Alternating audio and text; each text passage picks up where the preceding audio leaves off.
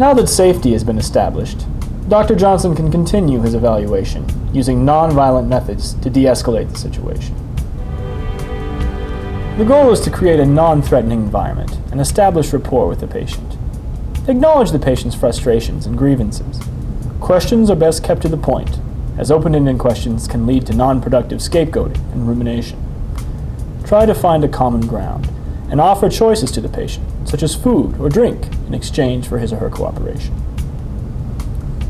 Let's watch Dr. Johnson use some of these strategies. What brought you to the hospital? I crashed my motorcycle. How bad were you hurt? Broke my leg. Doctors haven't even fixed it yet. When did the accident occur? 2 days ago. You've had to go 2 days without a cigarette. You must be pretty uncomfortable. Better believe it. You probably aren't used to being laid up in bed for days either.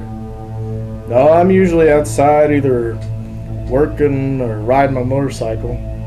This is all smashed up now. You're stuck in the hospital, you're hurt, your motorcycle's wrecked. I can see why you'd be frustrated. Is there a surgery planned anytime soon for your leg? Yeah, tomorrow. Come on, Doc. All I want is a cigarette.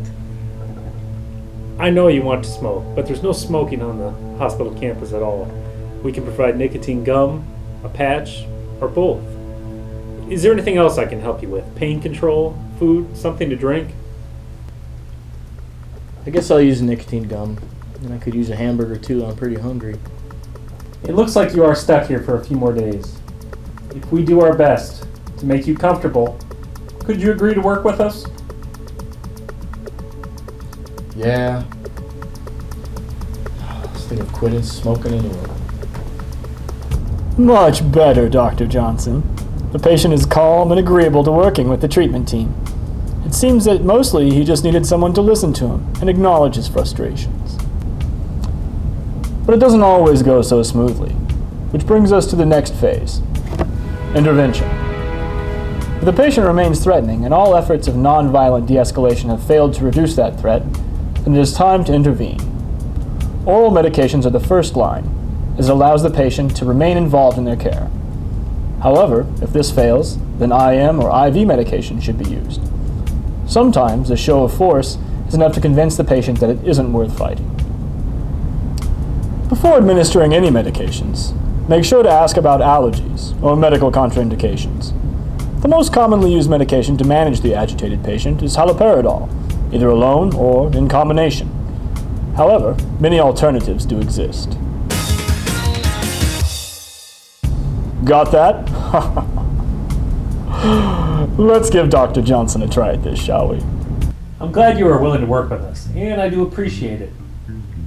I can also offer medication to help you relax and stay calm. Is that something you'd be agreeable to?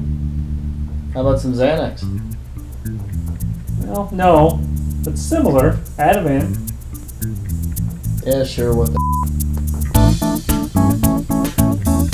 Nice.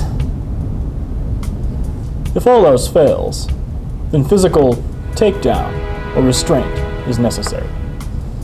This should be used judiciously, and only when all other alternatives have been exhausted, as it compromises rapport, takes away all control from the patient, and puts both the patient and medical staff at risk of injury.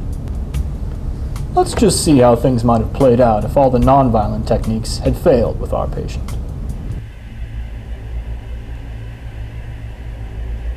What brought you to the hospital?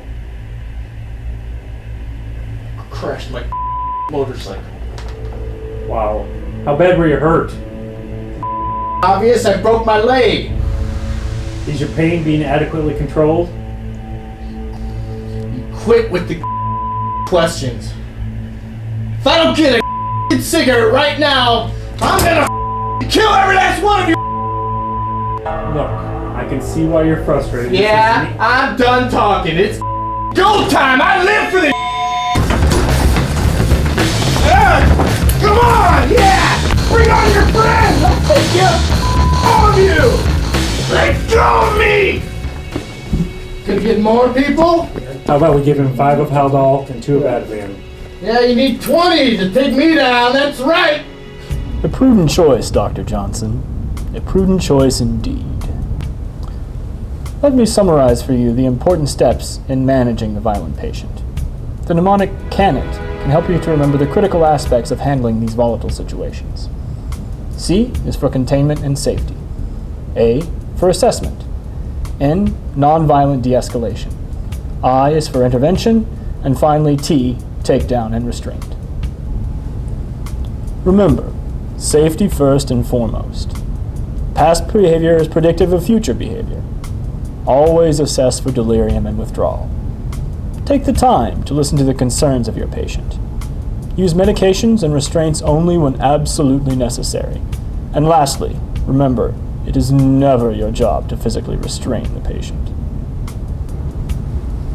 Well, I hope you've learned something from this session. I know I have. But before you go, let's check in with Dr. Johnson one last time.